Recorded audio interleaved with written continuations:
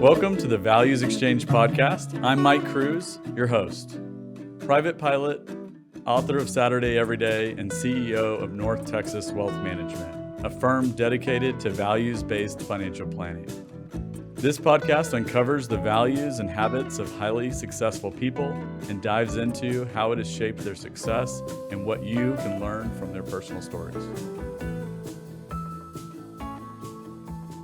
Thanks for tuning in to the Values Exchange podcast. I have a great guest here today. I'm excited. We're going to talk about the value of integrity and how you can learn from him and his experiences, and perhaps just focus a little bit more on how can you have more integrity, build that character trait in your own life. So great background. I want to actually read his bio because it's pretty impressive. So Jacques Loraine III, he's a retired U.S. Army Chief Warrant Officer appointed in 1976 as a warrant officer in the U.S. Army and serving actually in the U.S. Air Force prior to that, and as an intelligence officer in the Special Mission Units, Corps, and Army Tactical Level Units. In the National Intelligence Organizations, he retired in 1995, and after that was the Senior Principal Systems Engineer and Senior Business Development Manager at Raytheon, and ultimately retired in 2016. And now since retirement, been very active in charitable work and giving back to, in the community. So he's involved in the North Texas chapter of Military Order of World Wars, Congressionally Chartered Veterans Service Organization, and as well as the MOWW Region 8, which encompasses Texas, Oklahoma, Kansas, and he's the vice commander there. So, Jack, thanks for the invitation. Jacques, he also goes by Jack. But so, Jacques, thanks for being here. Thank you for the invitation. Glad to have you. So, I want to kind of just, when I was reading the bio, it was interesting because you were in the Air Force, went to the Army. So that's like question one, right? Like, what happened? No. So, I grew up in a military family. Both my mother and father were Marines. Okay. My mother was an enlisted Marine when my dad got a chance to go to officer candidate school, so she had to leave the Marine Corps to get married and to have me. And so going through high school, I understood the Marine Corps. I knew the values that the Marine Corps had, my dad had. We moved around a lot. When I got into college in Bowie, Maryland, while I was doing quite well, I just felt something was missing. And I wouldn't say that I was militant, because this is towards the end of the Vietnam War era.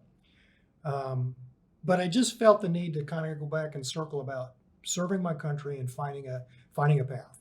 And candidly, at the time, the services that were most open to providing a technology kind of a skill was the U.S. Air Force. So I joined the Air Force first. I signed up for 6 years. After almost 3, I applied for the Army Warrant Officer program while I was stationed at Langley Air Force Base in Virginia and working at the Old Point Comfort Yacht Club at Fort Monroe. Okay. And was accepted. And so in December 1976, I was became stationed at Fort Bragg, North Carolina. One day I was in the Air Force, the next day I was in the Army, and never looked back. I just felt this was a great career choice for me and stayed with it. Okay. So. And I know it's like in the intelligence organization, and so there's probably some things I know that we probably can't talk about, but from that experience, what would, amazing. I mean, you had tremendous success there. The Defense Meritorious Service Medal, the Bronze Star, and then the Legion of Merit, which, my understanding is it's the only other medal that you wear around your neck besides the Medal of Honor. So pretty substantial there. But, that military experience, if you go back, what are some of the kind of highlights of your military career as you reflect? So I was an imagery intelligence technician. So we looked at handheld photography, we looked at airborne film, we looked at space-based capabilities as we progressed from 76 to the end of my career. And all of that was designed to support, essentially to support the warfighter. I think the best for me was most of my peers in the imagery intelligence business, they wrote reports. You looked at an image, you wrote a report about it, the report's put into a system and it's filed and whatever.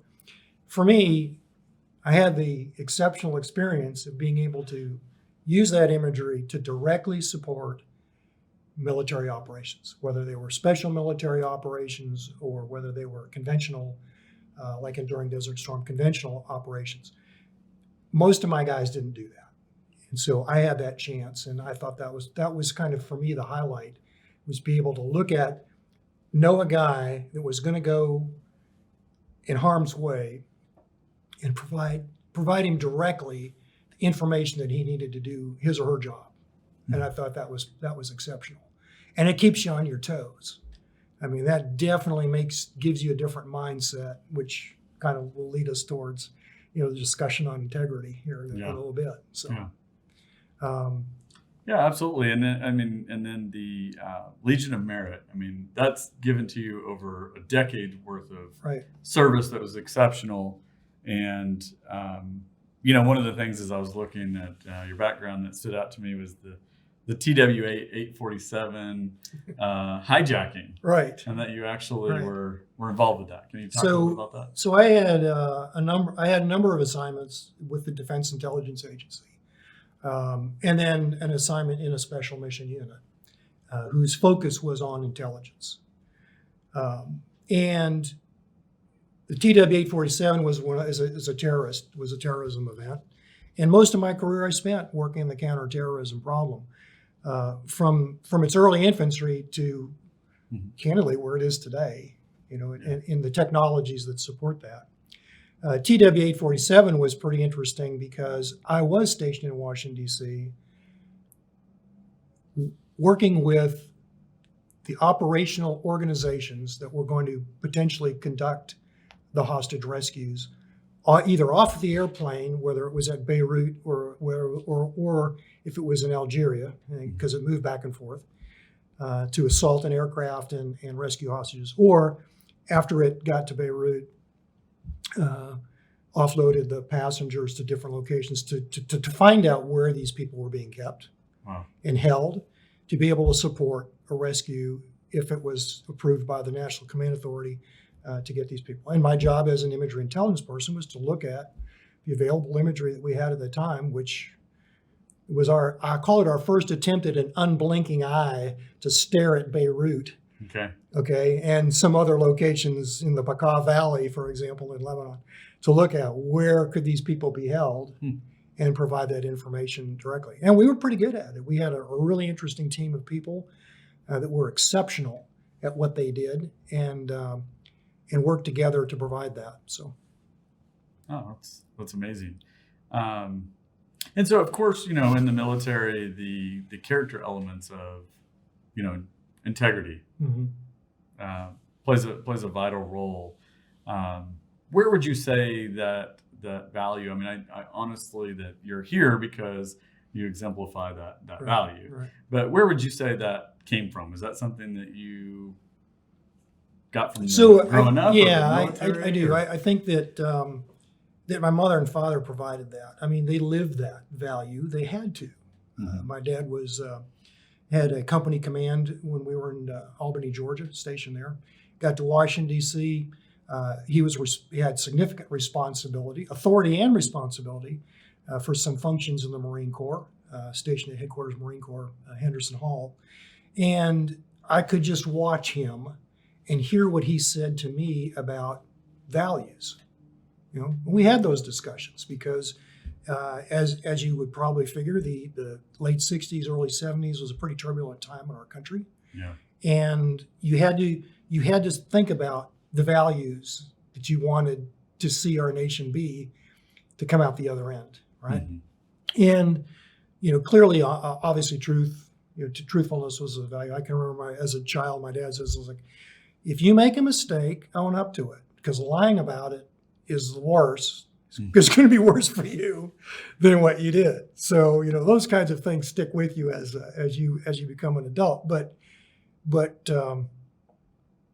integrity clearly was one of those, and it's a value that as I've observed those that were in the community that I work with, in either the special operations community, special missions unit community, or the intelligence community, was clearly one of the number one things that folks were looking for in you as a professional before they wanted to deal with you. I mean, if I was going to deal with a special forces operator or special operations unit operator, and we're meeting to talk about how that support's going to happen, his first or her first things to ask me were the questions to draw out: was I going to be truthful and honest, and did I have the kind of the integrity qualities, those qualities that were going to work with what he needed or she needed to accomplish the mission, right? Sure. When we talked about this, the integrity, I had a chance to look at, do a little bit of research to kind of get my head adjusted about, what is it? And, you can get the dictionary definition, the quality of being honest and having strong moral principles, and that's pretty general. And then you can get to the point where I can remember a fellow from L3 concept organization that I worked with for a while, and he basically said integrity is say what you mean and mean what you say. And that seems like a very trivial thing, but think about that in life. Okay, so you have to say what you mean. You have to have an understanding, a truthful understanding, and to understand the nuances of that, put that in perspective, and then to respond to it and say what you mean based on that, and stand by what you mean. Okay. Yeah, and I think what I found to be true with that is to, no matter what the consequence is, if I say something, or if I, even what I would say, speak inaccurately or tell somebody something that ends up not being so, I'll still stand behind that. Right. And kind of suffer the consequence of, well, I said I would, so I'm going to do it no matter what. And then it also makes you more careful the next time to maybe I won't speak so fast. Sure. Let me make sure I have all of my facts right. Sure. And so that way you can keep that integrity. So I look at integrity as kind of a larger value, honesty, truthfulness, and those things. It's the larger value of those things that come together. I'll just say that that I did experience, as most intelligence analysts did, if they spent any time in the intelligence community, we experienced situations that would challenge how you wanted to present your integrity. Obviously, you had to be truthful. I mean, when you're looking at a piece of imagery intelligence, it's all about facts. Here's what I see. I have other information that tells me this may mean these things. That is put down on paper. What you present may, in fact, be contrary to what your expected audience wants to see or hear. Okay. It may not be. You may be telling them something they don't want to hear. It's like, okay. So, and we had that occur. We would have situations where members of our surprise, our political community had a perspective that they wanted to put forward, and they were attempting to use the intelligence community as a mechanism to support that. In some cases we did, because it was truthful. In some cases we did not. Okay, but you have to have the integrity and the candor to stand up and look across the table at a senator or a congressman, even though you're just an Army W4, and go, sir, with all due respect, what you're trying to do is not right. This is the facts. If we can support these facts, we can help you with positioning other capabilities to help you, but these are the facts. We can't change those. I'm not going to rewrite those, and that's what you do. How much would you say maintaining your integrity in that situation is just ignoring the consequences and just kind of stepping into it and just saying, here's what it is, and I'm going to ignore the consequences? Or do you feel like it's more of facing the consequences and stepping up? Well, I guess the good news for me was I didn't really have a lot of situations where I had to go through that. There were a couple where you just knew that you didn't care what happened to your career because you knew there were lives in the balance. It's like, no, I've got to say exactly what reality is as I perceive it to be to support this. I can't deviate from that. I can't fabricate. I can't do those things. The stakes are too high. The stakes are way too high. Yeah. And those are easy decisions to make. And you just kind of go, hey, I am what I am. And, if they decide that they want me in a different position, that's fine. But I can sleep at night. I can go to bed and I can wake up next morning and know that I've made the right decision. I've watched that happen for non-intelligence purposes, non-intelligence personnel, pardon me. Because it can be a very hard decision. And I think we've seen enough movies and read enough books about the special operations community today to realize that they are put in some very difficult circumstances sometimes. Sure. And candidly, the times where they have not been truthful or they've attempted to hide the facts for whatever reason, protecting the organization, protecting the mission, is when they've gotten into trouble. Right. Okay. So, like I said, I fall back on my dad's thing is if you make a mistake, you're probably going to get some correction for that, but don't lie about it because that'll get a worse correction. Yeah, so it's kind of held true. Yeah. Can you remember a time where someone questioned your integrity? Yes, but I'm not going to talk about it. Well, and Kaylee was in Raytheon, so I'm just not going to talk about it. Yeah. Yeah. And, I think we've all kind of experienced that. And to me, that's one of those moments where it's like you explained that you can sleep at night, right? Right. It's that reputation. It's so important. When someone questions that, it's kind of a punch in the stomach. And it's, it is. How do you recover from that? But I think that's the reason why we're talking about this is it's so important to build your reputation and take on these values where people would perceive you as a person of very, very high integrity, and that would be like unquestionable. Well, and to your point, I think I would say that in the situation where that occurred, I just went, oh, interesting. So what I've got to do now is I've got to sit back and understand where this person's trying to come from for this reason, and then be able to work through that and set the stage that they do trust, that you understand the integrity that I have and why I'm doing the things that I'm doing. And I think that once that happened, I don't know if it fixed the problem, certainly, but it wasn't as much of a challenge for me to work with that individual or that set of individuals. So it may not have been really a personal attack. It may have been just a lack of communication. I think it was a lack of communication, maybe more than anything else. But. Okay. Yeah, so you talked about how your parents really taught you integrity. Mm-hmm. How have you taken that and then transferred that to your kids? I think most of mine has been sharing how I live. They see how I live. They see what I do and what I don't do. And I'll tell them. I tell the kids the same thing my dad taught me. Said, if you mess up badly, you're probably going to get punished, but don't lie about it. Yeah. Do those kinds of things. Take care of other people. Look at, just demonstrate those kinds of things. And I think my sons have recognized that. I think both of them have looked at that and gone, I know that he did these things, and I know he did those things out of the values that he was raised with. And my wife, candidly, has done a magnificent job of basically teaching them the same moral principles and ethical principles before she met me. So it wasn't like a new thing for them. It was just continued to be reinforced. And I think that was important because I could have been a different kind of dad. Sure. As a stepfather. I could have been a different kind of guy, but we reinforced those kinds of principles with our children. That's great. So making that transition from business to military, is it, military is, kind of very structured, and the values and the expectations and the chain of command, when you transition from that long military career to business, right?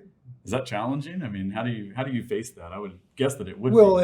as a senior principal systems engineer, it wasn't that much of a challenge. Okay. Because really, you're just making sure that you're designing to the specifications of the contract, Okay. And if there were any issues associated with the design not being able to be achieved for financial reasons or technical reasons, whatever, you just bring that forward to management, and that's their issue to deal with. So that wasn't as much of an issue. But moving then into business development, where you're really, at least within Raytheon, or E-Systems Raytheon at the time, and then Raytheon, you are the go-between between the engineering capability of the company and your customer, right? Okay. So my role was understand the technologies, which I think I did, and then understand the customer, which I think I did as well, and try to bring those two things together.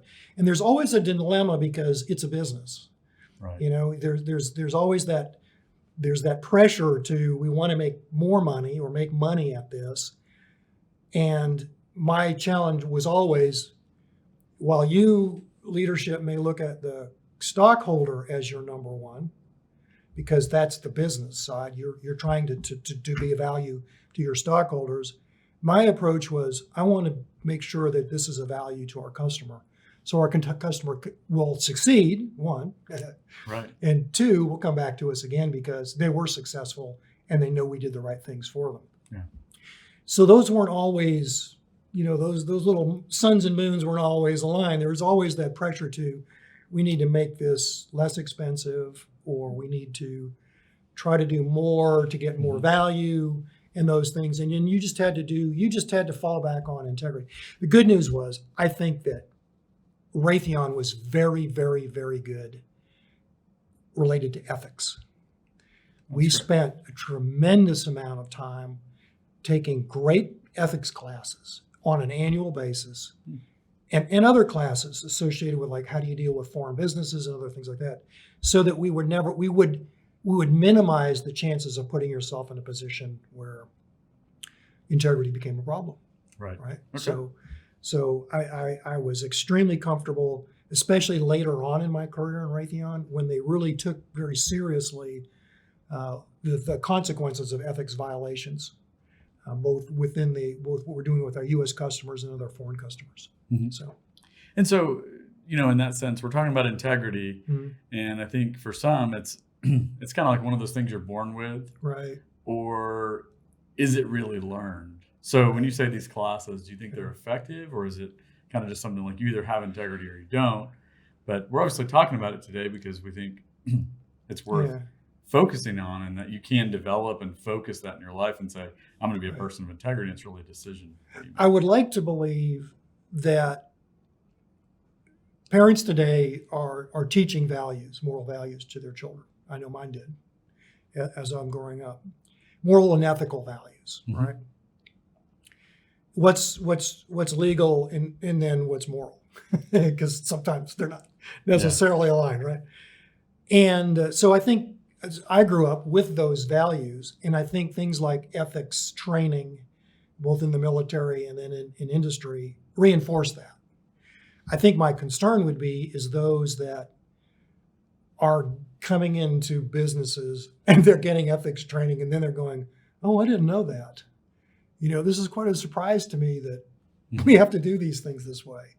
As a culture, I'm concerned that, are we teaching both at home and then as we evolve even in schools, are we teaching the values that are going to make this country wonderful and make us productive and be leaders in the moral and legal side as we deal with our world?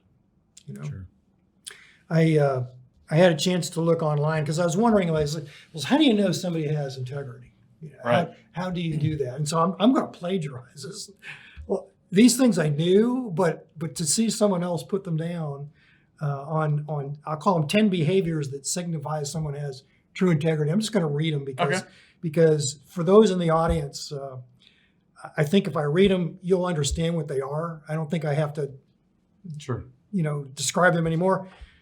Taking responsibility for your actions, putting others' needs above your own, offering to help others in need, giving others the benefit of the doubt, right? How many times do we do that, right? Right. Choosing honesty in all things. I like the line Oprah had is, what is honesty? It's doing the right thing when nobody's looking, right? Showing respect to all people.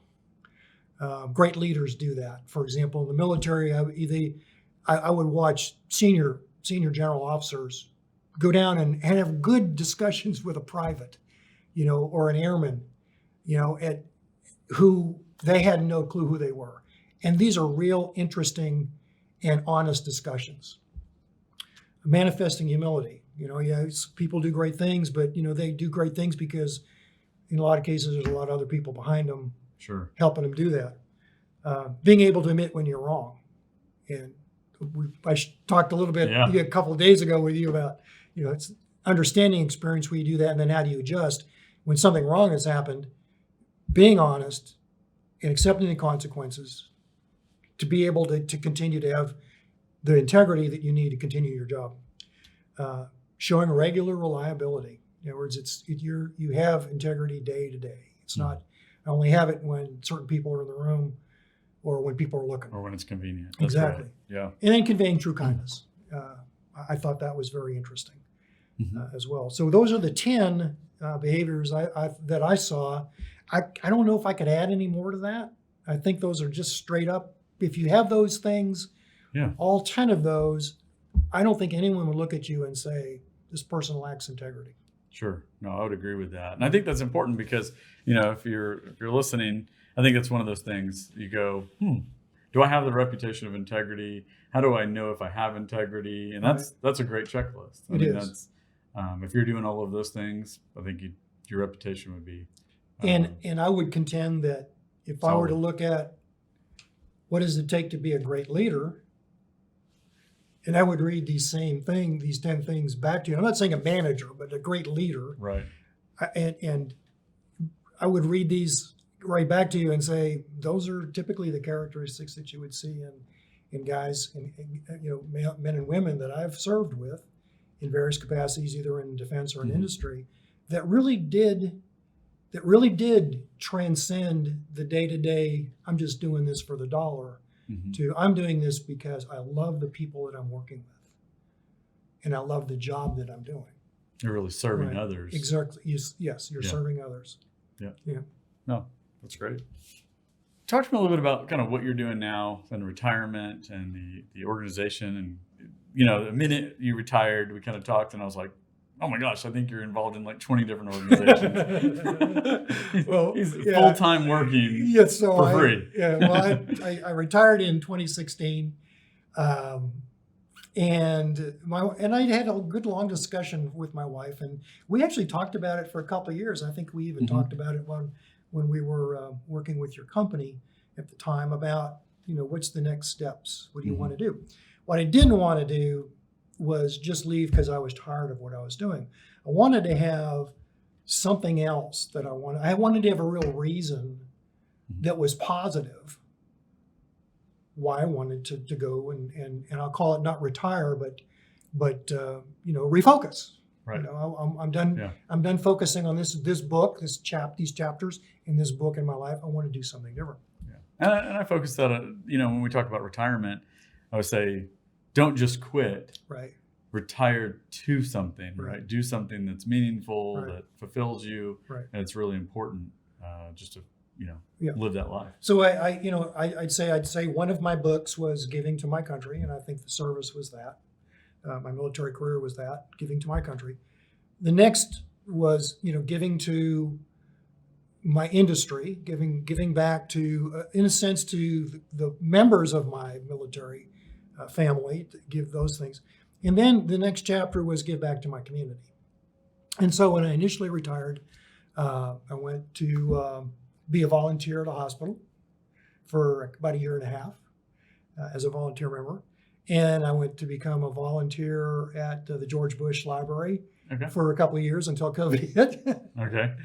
And then I said, I really missed the connections with members of the military as it relates to the community, right? So I wanted to be able to do both.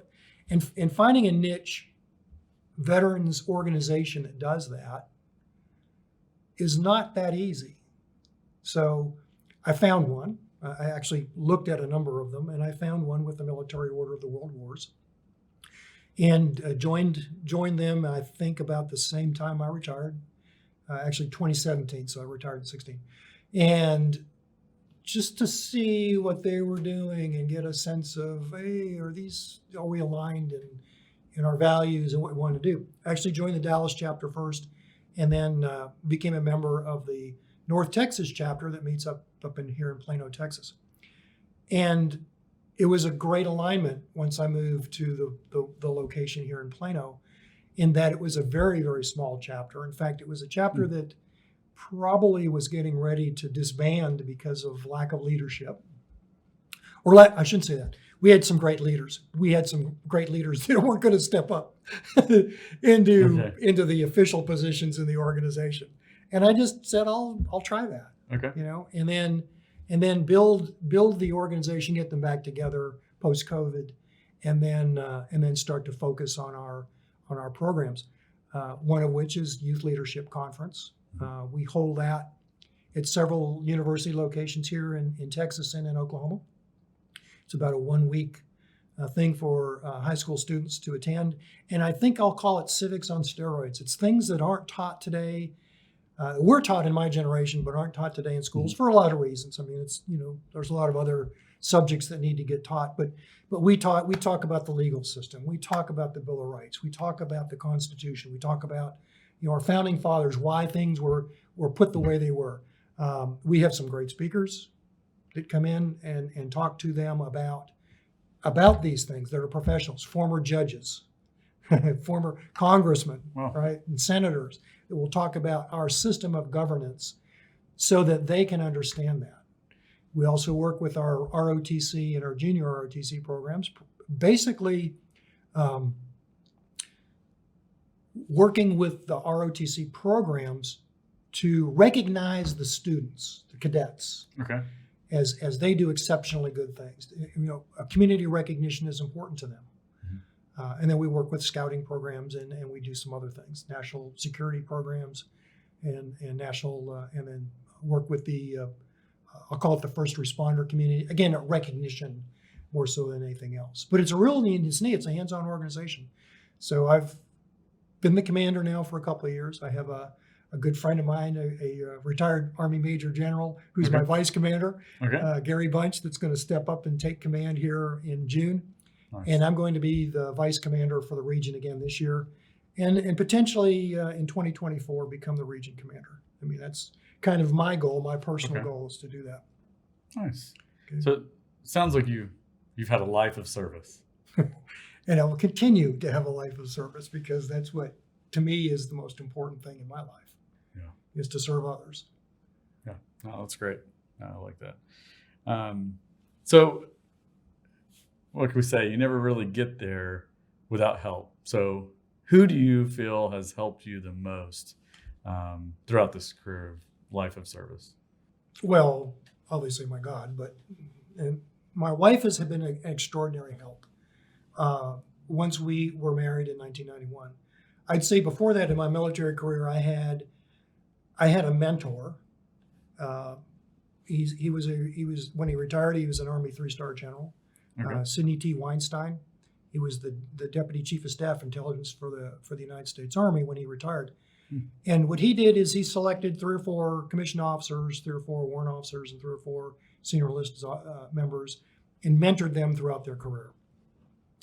And it was such a great experience. He would interject into your career when he saw you might be going in a direction that wasn't in either the best interest of the Army or the best interest of you, or him for that matter, in some cases. But his was always about honor, duty, country. He was a West Point graduate. Integrity, candor, and those kinds of things. The discussions with him were not necessarily about your job performance. They were about how can you take these values that you have, inculcate them in the business that you're doing, and share that with people that you work with. So his challenge was always, well, Jacques, you need to find some mentors as well, some people to mentor as well. And I think I had the opportunity to do that in a few cases. There was a young captain that I worked with. His name's Ted Nicholas. He retired as a 3-star general. Ted and I worked together at Defense Intelligence Agency back in the 83 to 85, 86 timeframe, working the counterterrorism problem. And I tried to mentor Ted about how you do the technical side of this business, so that when he moved from there to another command assignment, which he did, he understood the body of work that those kinds of analysts did or could do, right? And so that was that piece of it. And then the other, obviously, is teaching your other junior warrant officers those skills, helping them, those non-commissioned officers that you look at and go, I think these guys would make some pretty good technicians. Right. How to get them skills set and trained so they could become a warrant officer as well. Yeah. So, yeah, it's kind of interesting. The previous guest on the podcast, Tom Perkowski, we talked a lot about how it used to be that mentoring was really big, but also that people stayed in their careers for a really long time. right. So it was natural to have this mentorship, system.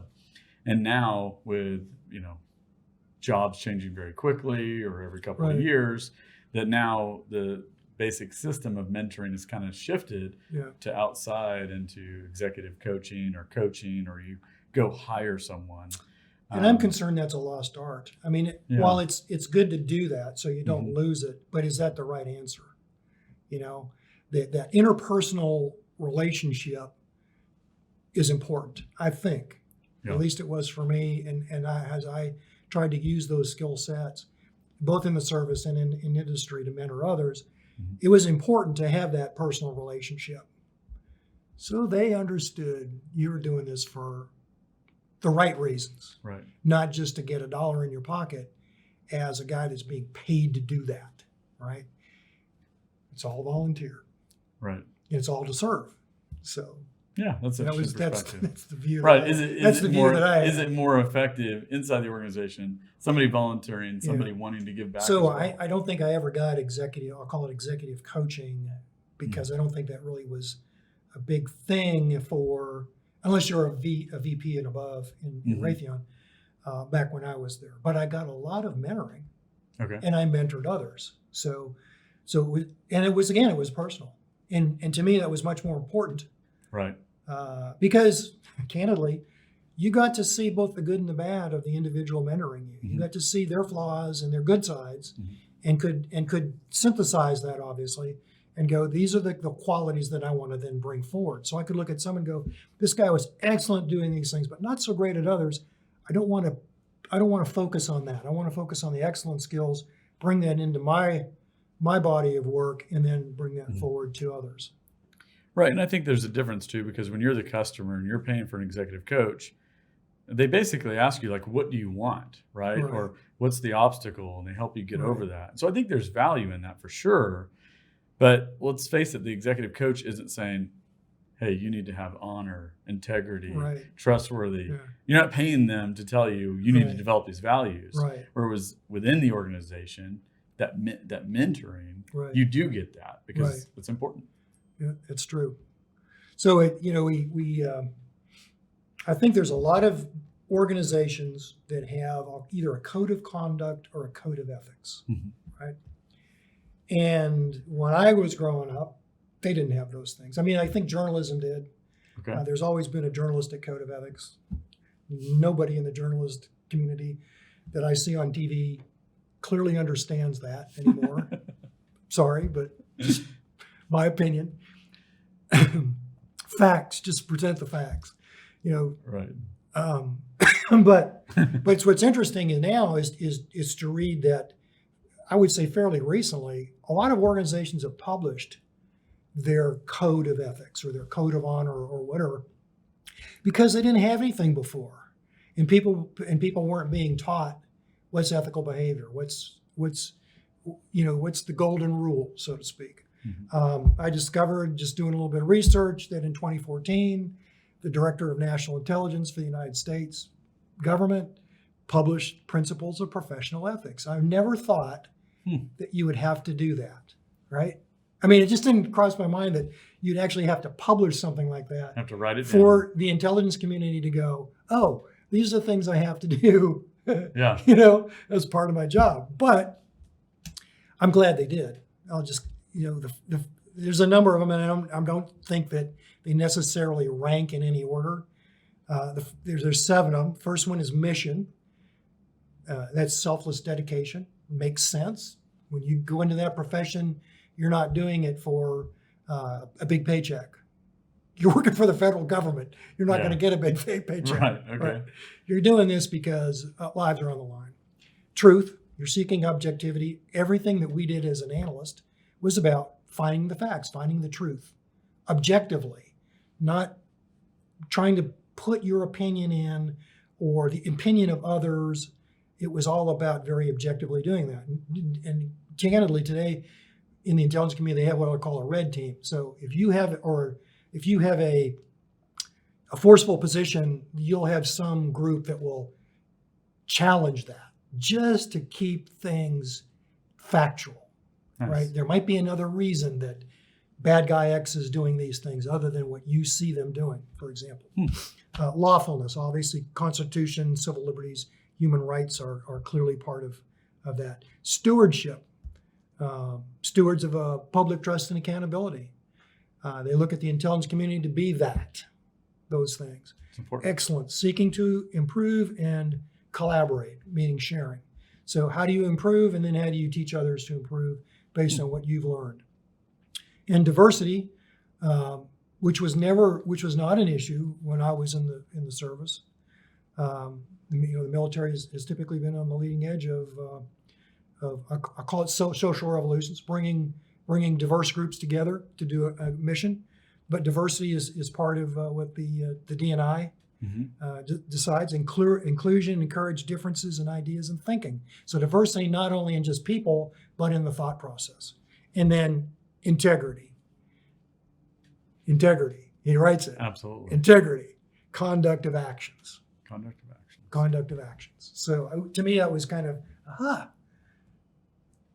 The intelligence community recognizes these things, but has to put them out into the public domain so that others understand these are our principles. This is how we operate on a day-to-day basis. And then you as an analyst, these are the things you need to be doing on a day-to-day basis in order to be the kind of person that should be part of the intelligence community. So if we think about just business in general and kind of how we embellish the resume or, social media and kind of put things out there, where's the line between integrity and just, trying to advance? Businesses, I've watched businesses over the year. There's always that best business practices. And you've watched best businesses practices shift in directions that years before you go, that would not be considered ethical to do. I think there's a difference between, as we've seen in a number of cases, there's a difference between what's lawful and what's ethical. While you can embellish a resume, it's considered lawful. Unless you do something unlawful in the resume that you're writing. Sure. It's causing some unlawful action. Is it ethical to do that? Absolutely not. Why would you do that?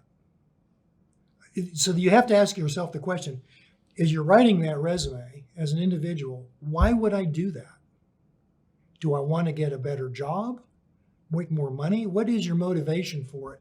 And so I would encourage people that think about those things is starting to look at what's my motivation for doing this, unless they're a crazy person. There could be those that are out there, right? And sometimes the answer is everybody else is doing it. And so if I don't embellish some, then I'm not going to be competitive. That's not the answer. That's not the answer. So when you say there's a line, because that's a flawed reason. Philosophically, I mean, philosophy 101 would say that is just an abhorrent reason because everyone else do it. Right. Just wrong. So many different ways. So you have to look at the ethical side or the moral side of it and go, would I as a boss, if I were the boss, would I want to have someone come in to my organization that wasn't being truthful just to get in. Would you want that? It's pretty terrible. It is pretty tough because what's the next line? What's Right. the next step? What, So it's if we okay said- now for me to do this. If I can do this, Right. why don't I just skim some off the, So when we talk about integrity and we say, is there a gray zone? Your answer is no, I really don't think there is. there's a line, There's a line. and it's The individual has to determine that line. But other individuals need to look at someone and say, you've crossed that line. There needs to be some path, some counterpoint Sure. to, hey, you've done this, you've embellished a resume, but it's like not just a little bit of like I got a 4.0 average versus a 3.5 GPA in college. You've crossed some lines here, Mhm. and that's not ethically correct, and therefore you're not the kind of truthful person that I want in my organization. Makes sense. Yeah. So integrity, last question here. If we said, how has integrity shaped your success? I don't think I've ever looked at it that way. I've just felt that I kind of try to look at how am I dealing with someone so that they know that I'm trying to deal with them up front, honestly, for the right reasons. And then count on you. And then if they can count on me. Yeah. I don't ever want to deal with a person